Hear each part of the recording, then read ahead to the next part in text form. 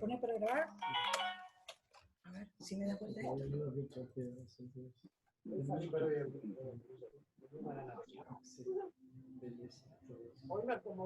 Ah, sí, ya entendí.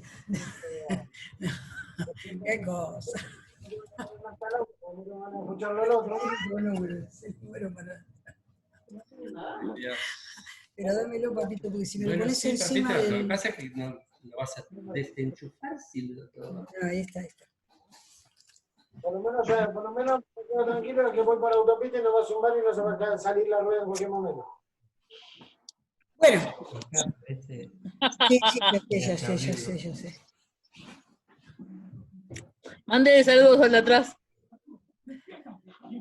Bueno, seguimos entonces, a ver, habíamos quedado en la incorporación, ¿no es cierto? Es decir, a ver, ¿qué hace España?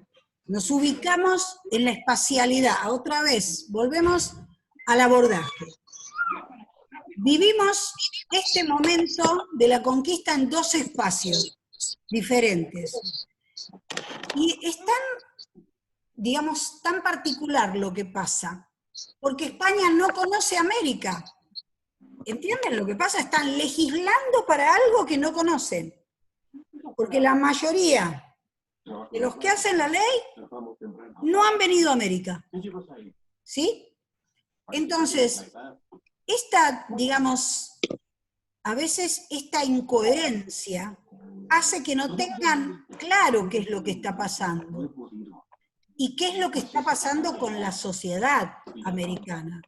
Porque por un lado en España están discutiendo si los indios tienen alma o no, si son seres racionales o irracionales, si hay que hacer una ley que los cuide y demás. Y en América claramente hay gente que directamente les tira los bebés a los perros en claras situaciones descritas por los mismos conquistadores.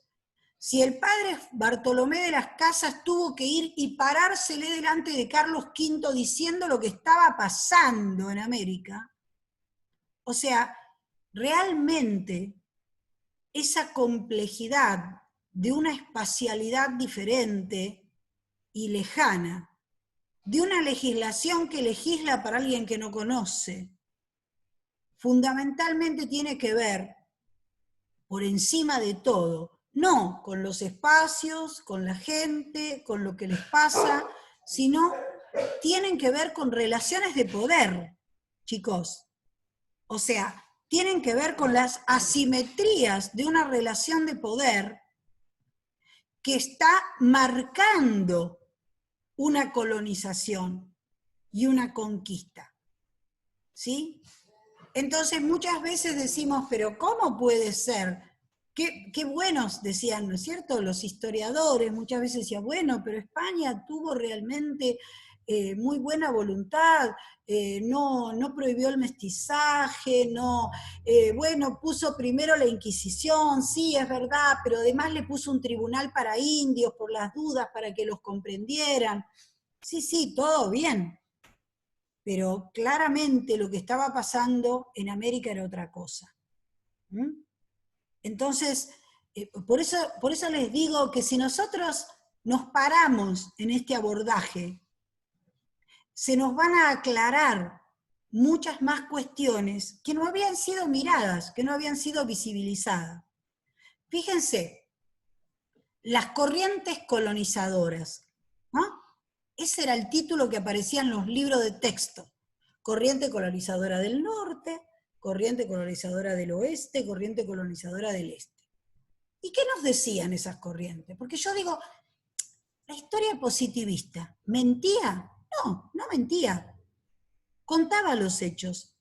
Pero una cosa es contarlos de manera, ¿cómo les puedo decir? De manera general o fáctica, y otra cosa es desarmarlos y ver por qué. ¿No es cierto? ¿Por qué venían por el norte? ¿Por qué les parece que la primera corriente colonizadora, entre comillas, viene por el norte? ¿Por qué? ¿Por qué vendría por el norte? A ver quién arriesga. Llegaron primero, y porque Cristóbal Colón llegó al norte de nuestro país, o sea, al norte de nuestro país, no, al norte de nuestro continente. Perdón, pero estamos hablando de lo que es el actual territorio argentino. Viene desde el Alto Perú. ¿Sí? Y porque estaban las minas ahí. Ah, mira. Entonces, nada, era lo que le interesaba a ellos. Ah, entonces ahí tenemos que inducir otro estudio u otro análisis de complejidad. Claro, lo económico. Claro, que tiene que ver con un interés económico. Entonces, no es que vienen por Salta porque les gusta el norte, sino que ahí, nosotros lo habíamos visto el año pasado, ¿no es cierto? Necesitan mano de obra disponible. Y esa mano de obra disponible yo la tengo que conseguir, tengo que hacerme un backup en el norte para las zonas del Potosí. ¿Por qué? Porque estoy hablando de una economía extractiva, ¿sí? Entonces, ¿se acuerdan que el año pasado habíamos leído un texto que se decía trabajo libre y trabajo esclavo en el Potosí colonial? Sí, profe, además porque ellos ya sabían que venían a explotar las minas. Ya cuando vinieron la primera vez, vinieron después ya sabiendo lo que iban a hacer. Por supuesto. No es que no sabían que iban a explotar las minas. La colonización se hizo con el objetivo de identificar las riquezas, no de venir alegremente a conocer el territorio turísticamente. Entonces, indudablemente, ¿por qué Virreinato de México y Perú? ¿Por qué eligen México y Perú? Porque ahí están los recursos. Por Zacatecas, Potosí. Exactamente, es una economía profundamente extractiva, en donde hay lugares que van a ser, de alguna manera, van a orientar la política migratoria. Y fíjense, ¿se acuerdan un textito muy chiquitito que yo les había dado, que lo deben tener y que les sugiero que lo vuelvan a leer? Son 2 hojitas de un tipo, un recapo que se llama Osona, que se llamaba Evolución de las Economías Regionales. Sí. Y que describía 3 siglos en 2 carillas, un recapo. Creo que hablaba de dinamita. ¿Y cómo? ¿No? Que hablaba que los españoles se utilizaron en el sistema dinamita para poder... Exactamente, exactamente. Él lo que dice es que desde los siglos 16 al 18, el centro se encuentra en las minas del Potosí. ¿Sí? El resto es periferia. Entonces, en función de la explotación de ese centro, se va a construir una red de poblaciones. Entonces aparece toda la corriente del norte. Las ciudades que van surgiendo en el norte, fundamentalmente en el noroeste, tienen que ver con proporcionar mano de obra con respecto a la mitad, tienen que ver con proporcionar alimentos, ropa, porque generalmente toda región minera es una región parasitaria. ¿Qué quiero decir con esto? Quiero decir que es una región árida, profundamente árida. ¿Sí? Entonces, esta aridez la lleva a que no cuente con recursos. Entonces, tiene que ser proveída desde otro lugar. Y el otro lugar va a ser el noroeste. Pero ese noroeste está poblado además. Y está poblado por altas culturas, entre comillas. ¿Se acuerdan que habíamos hablado de culturas agroalfareras? Culturas que tenían una organización, si no estatal, sí de jefaturas, muy estructuradas. Bueno, no es casualidad esto, porque más allá de que tomen la mita, que era una institución incaica que se incorporaba al sistema redistributivo, ¿sí? Esta incorporación tiene que ver también, y ahí sí, otra vez, vamos a la socialidad, tiene que ver con acuerdos con los caciques. Porque no es que todos los indios son buenos y todos los blancos son malos. Acá hay acuerdos con los caciques para mandar remesas de gente que no vuelve más. Y que no se va 3 meses solo, que se va para siempre con su familia, ¿sí? Se va para siempre con su familia, que va a trabajar hasta que se mueren. No se contabiliza, chicos, el genocidio de las minas de Potosí no fue nada más que una explotación de plata. Fue una destrucción incalculable de personas. Personas. ¿Por qué? Ese artículo que es excelente de trabajo libre y trabajo esclavo, nos mostraba que ese aborigen que trabajaba en condiciones peores a la de un esclavo. ¿Por qué? ¿Por qué? Porque el esclavo era un objeto que había que mantener entre comillas, y el indio no era necesario, se podía reemplazar fácilmente. En cambio, un esclavo había que volver a pagarlo, dentro de la mentalidad. ¿Y quién se lo daba? ¿Quién se lo daba a ese indio? ¿Quién se lo proveía al arrendatario? Los caciques, los líderes. Sí, pero ¿por qué? Esto es lo terrible. Por acuerdos económicos. Exactamente, exactamente. Había un contrato. ¿Se acuerdan el contrato minero que decía que era tripartito? Sí. Es terrible lo que pasa acá. Es terrible este contrato. El contrato era así, chicos. Las minas eran propiedad de la corona. ¿Sí? Propiedad de la corona, como todo lo demás, como bien ganancial. La corona no lo quería directamente explotar, entonces lo daba en concesión, ya tenemos 2, lo daba en concesión a los nobles. Los nobles ni loco iban a venir a América. Entonces lo daban a explotar a un arrendatario que pagaba una renta, por eso, y se quedaba con algo, pero tenía la obligación de venir a América. ¿Sí? ¿Hasta acá me siguen? El rey propietario no la explota. Los nobles tienen la concesión, tampoco la explotan. ¿Quién la va a explotar? El arrendatario que viene a América. ¿Con qué plata? ¿Con la plata de los nobles? No. Con la plata de que el rey le presta desde el Banco de San Carlos a los nobles. Es un curro que no les puedo explicar. Cualquier relación con la realidad es pura coincidencia. Entonces, ¿qué es lo que pasa?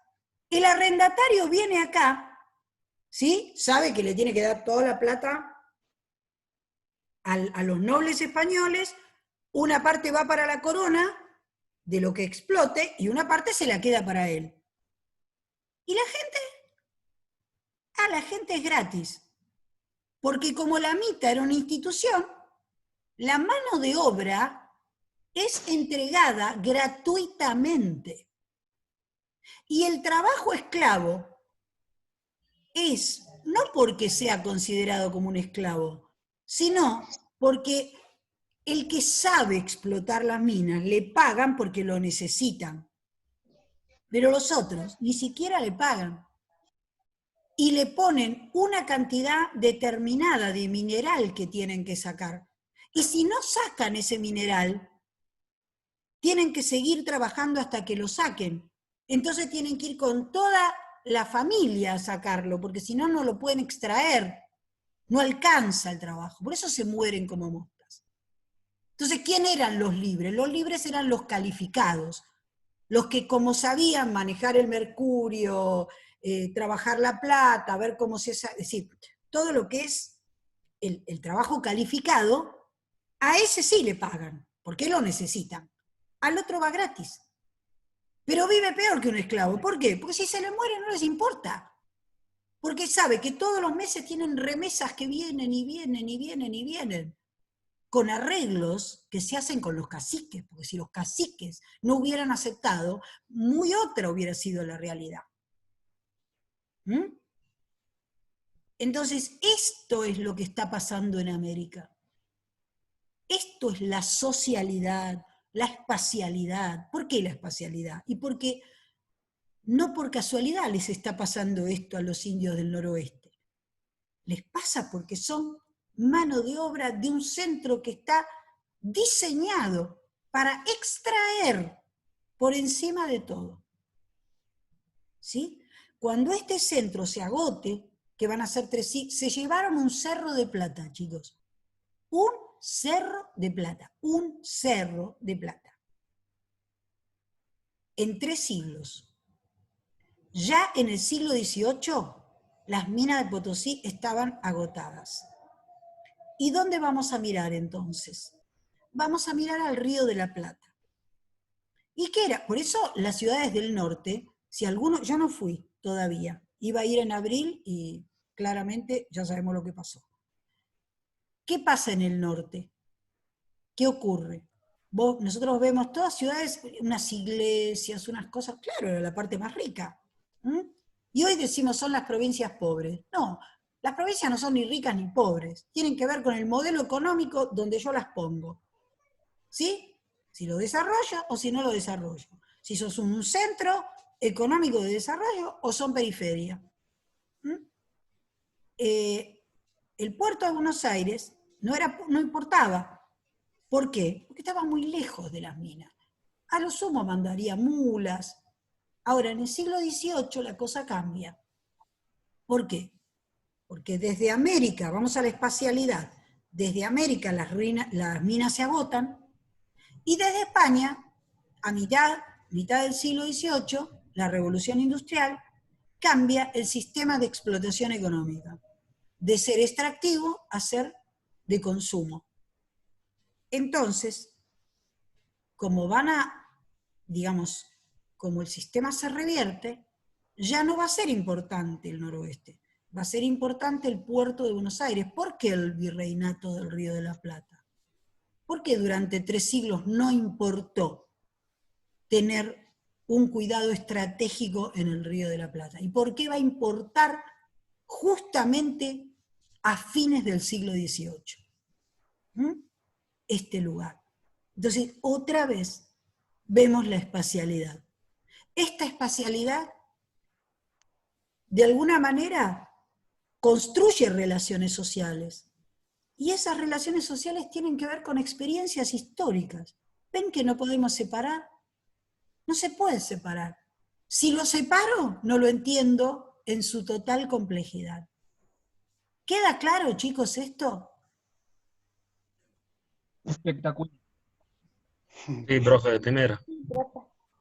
Bueno, Hermoso, profe, hermoso. esto así es como tienen que abordar estos temas. Si no, no entendemos nada. Repetimos hechos y procesos, pero no entendemos lo que está pasando desde el interior de ese proceso. Lo que yo les propongo es meternos adentro del proceso y preguntar, ¿están muertos ya, no? Bueno, están muertos. Ustedes me pidieron, no me vengan a decir, ahora no se hagan los, ¿eh? No.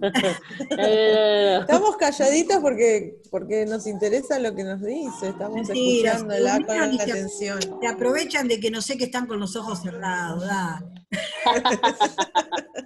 Bueno, ahora sí dejamos porque ya me parece como abusivo. Entonces, Chao, ¿ese es Maxi? Hola, Maxi. El lunes nos vamos a encontrar nuevamente. No les voy a dar tarea, traten de ir de alguna manera internalizando lo que vimos. Si ustedes quieren, como para refrescar, vuelvan a leer el apuntecito de trabajo libre y trabajo esclavo, el apuntecito de economías regionales, porque eso de alguna manera les va a ubicar en todo lo que va a ser, lo que vamos a ver nosotros, la próxima nos vamos a centrar en la sociedad, ¿sí? Y vamos ya a ir entrando en virreinato. Profe, entonces, ¿qué tenemos que empezar a leer?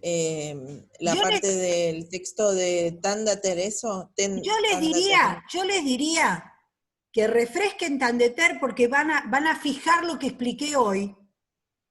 Y el textito de economías regionales, que son chiquitos, son textos pequeños, no son muy grandes. Tandater es el de trabajo esclavo. Trabajo esclavo y trabajo libre en el Potosí colonial. ¿Y el otro de quién era? Economías regionales, son 2 hojitas de Osona. Si no lo tienen, se los paso. Sí, yo lo digitalicé. Si quiere lo busco y lo comparto. Bueno, si no, yo se los paso, no se hagan ningún problema. ¿Lo tiene digitalizado? Sí. Sí, yo lo tengo digitalizado, se los paso. Vuelvo a decir, Estados Unidos, si quieren, lo dejan en stand-by. Sí me gustaría que se vayan involucrando con lo de Haití, como puedan, para poder ir teniendo después materiales como para charlarlo. ¿Sí? ¿Está claro? Involucrarse con lo de Haití, Sí, ¿qué quiere sí, decir? bárbaro. Es decir, en medida de lo que se pueda ir leyendo el Y en texto lo que se anterior. pueda irlo leyendo despacito, o ver el video, que les va a resultar más fácil, irse metiendo un poquito, ¿sí? Tranquilos.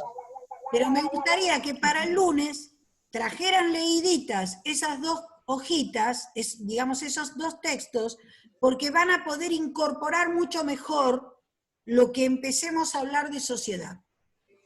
¿Está claro? ¿Quedamos para las 7 el lunes? ¿Cualquier cosa le avisamos? Entiendo que sí, 7 o 7:30, pero igual nos hablamos por el grupo y yo lo cambio como ustedes quieran. Yo no tengo problema, chicos. Bueno, ahora lo debatimos. Gracias, profe. Bueno, Profe, y nos también a vamos. su hijo. Muchas gracias, profe. Chicos. Gracias por todo. Bueno, gracias, profe. profe. Hasta luego. Chau, chau. Chao.